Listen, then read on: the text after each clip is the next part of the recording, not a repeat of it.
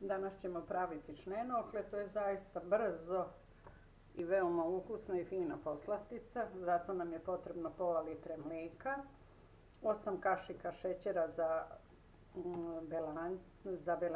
žumanca, 4 kašike za belanca, 2 vanilin šećera, kašičica mala brašna i 4 jaja, ništa drugo. I to je zaista brzo se sprema i veoma fino.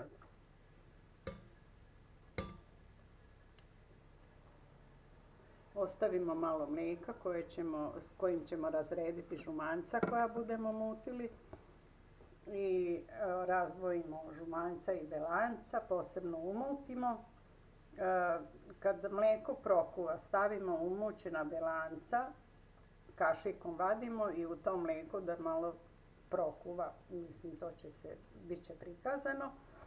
A žumanca posebno umutimo sa 8 kašika šećera, 2 vanil šećera, kašicom brašna i jednom malom količinom mlijeka koja smo.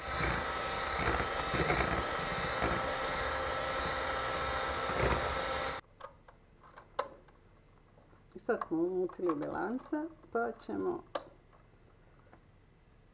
umutiti žumanca.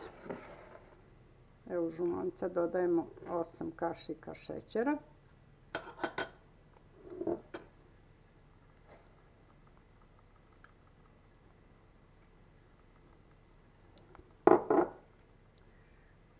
Dva vanilin šećera. A poslije ćemo dodati kašičicu brašna i malo mlijeka koje smo odvojili od pola litre za to. Da snimim.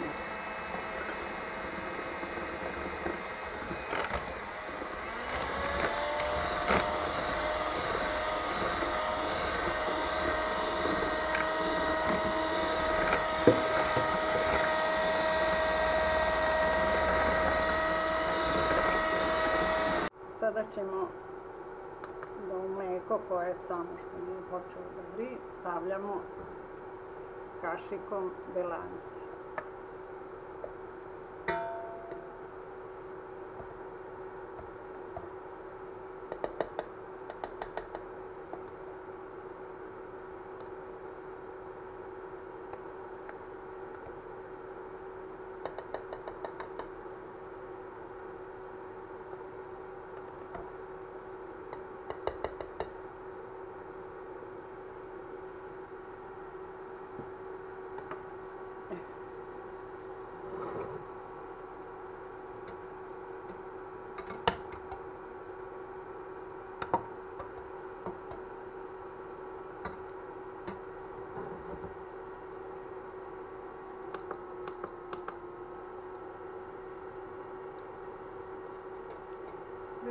Belanca samo malo trebaju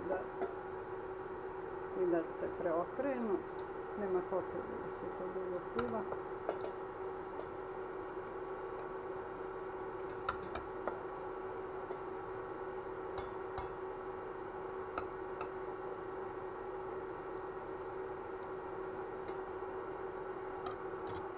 Sad ćemo usipati ostatak mlijeka.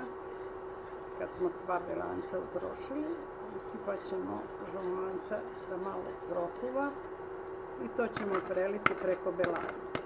Znači za sav posao nam je dovoljno 15 minuta. Tako da je to stvarno nešto brzo.